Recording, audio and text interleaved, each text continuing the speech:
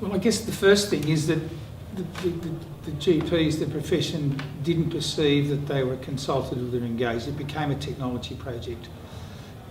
NETA seemed to have a technology focus.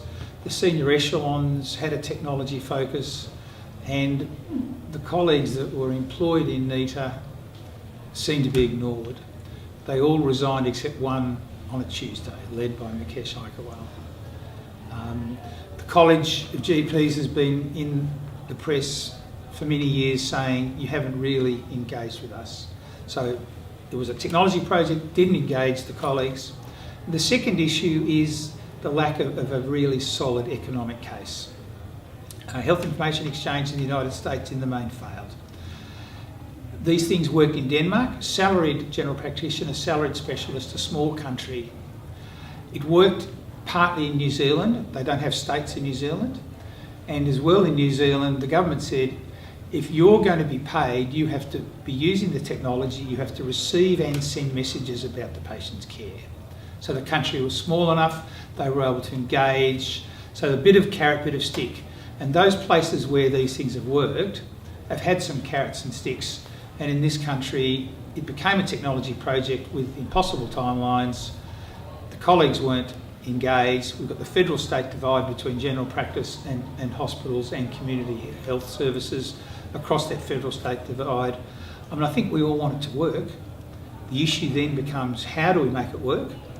And I guess then the two things we need to do are, one, engage more with patients, and secondly, we need to engage more with our colleagues in general practice.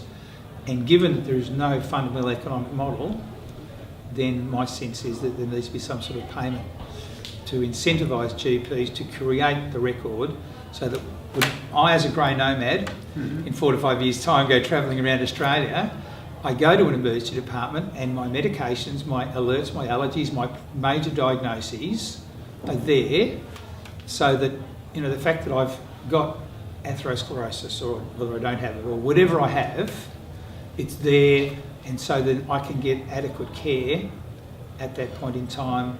So I think we want it to work. The issues then are how, incentivisation, engage the community. I think it's ACRM, I think it's the college GPs, and I think it's the AMA. Now that is at both federal and state level. That becomes very difficult. Again, the federal-state divide makes it very difficult. The primary, I guess, avenue would be via the federal entities, but then there is likely to be a need to have engagement of doctors in their home states, in their hometowns. Is it too late? Maybe. I hope it's not.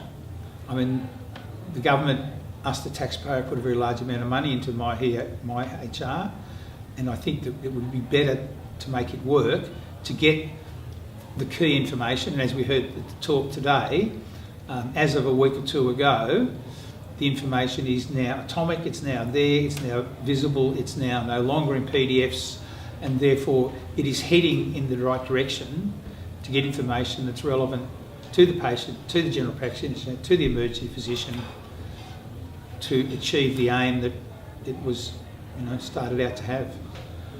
Well, there's no real driver for them. If there's no financial driver, and they're a small business person, they don't want that patient to go to the practice 5 kilometres away, so it's not in their commercial interest to do it. If the patient doesn't make a big deal about it and say, look, I'm going to start travelling, or I'm going to move somewhere else, or whatever. So for an elderly person who's not going anywhere, there's not a clinical need, there's not a financial need for the GP, it's very difficult. So it's just a matter of working on those different factors, the community, patients, encouraging patients to get engaged via, you know, publicity, via whatever, via the media, and with GPs, engaging them more in the design of it, the information that's there, how it's presented, and incentivising those GPs. It actually takes longer to provide healthcare on a screen. Yes. Numerous studies have demonstrated that. It's up to 1.4 times, 1.6 times, 1.8 times. And the literature is full of that, and as you know, in the popular press, you know, doctors around the world spend a lot more time on the screen, on the keyboard. You know, you can practice medicine on the back of an envelope.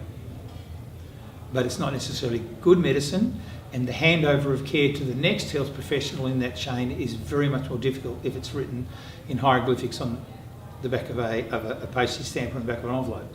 Absolutely.